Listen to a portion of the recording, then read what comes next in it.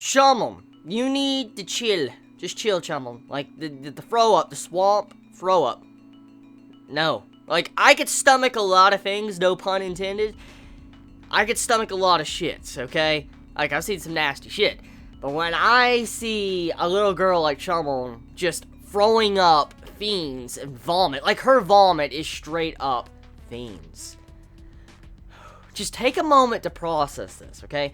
Chumel has a swamp inside of her stomach. Definitely not something, so to say, I guess original, because I have seen something like this in the past with other anime. But just seeing how Chumel is just throwing up fiends, like they're in her stomach, and she just throws them up. You just see this giant-ass, green-ass vomit, and I'm like, oh, nasty as fuck. Like, you just see this, Just, you just see the fucking vomit going everywhere and all that. And they turn into these fiends, and like, you have it to where Adlet and Hans are fighting vomit. Like, they are fighting vomit. They're not even fighting fiends. They're fighting fucking liquefied vomit. Just like, well, vomit shouldn't really be solid, I guess. Well, unless you got some food chunks. Ooh, God, just don't even think about that shit. Just, point still stands. Chumel, she threw up, and her vomit is now a minion to fight against Braves. Just, what the fuck? So, I'm gonna do some theories real quick. Chumel said that she ate these things, and they are in her stomach, and then she could spit them out. I'm gonna assume that she could do this to any living creature. So, does that mean Chumel would have ate Frimmy? Is that what would have happened? Like, imagine Frimmy just getting vomited out and all that, turning into some slug vomit creature. Oh, God, dude, that's nasty. That's nasty. That's fucking nasty. But besides that type of thought, I still don't think Chumel is necessarily the main bad guy. I really don't think so, because it's just too obvious the way she's had her presence being done in this episode. It just doesn't feel like it.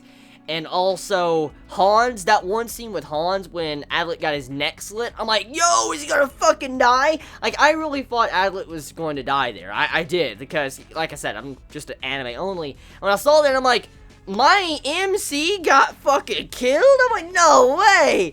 And he gets his neck slit and all that, and all of a sudden you see it to where Hans is like, yeah, I'm the 7th and all that.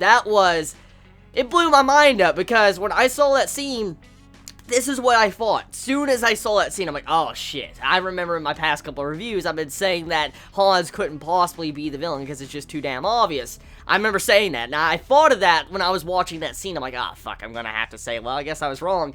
But then I find out it was an illusion. I'm like, oh, thank God, thank God. So, just to tell you right now, when I saw that scene, I shit a brick, because I thought Hans was at first the 7th, and I'm like, no way, really? And then we kind of find out, you know, Hans isn't. He's innocent, which I expected as much. He may be a killer, he may be an assassin, but I don't think he is a person that would turn on humanity and be a liar like, you know, everybody's assuming Adlet is.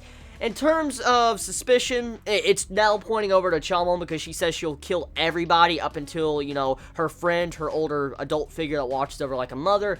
That'll be the only person that Chumel will keep alive. So, at the end of the day, they're trying to shift over the blame now to Chumel. I highly doubt Frimmy is the one that should be the villain, because we've seen Frimmy, the way she acts, so Frimmy's just thrown out of the equation, along with, you know, Chumel and the way she's acting. It's just all attention's now drawing towards her, like it was doing with Adlet and Hans. So, the next people we need to focus at may be the bodyguard, actually, thinking about. The way the bodyguard has a change of mindset and the way he's been acting, it makes me assume that it might be the bodyguard, the way it's done.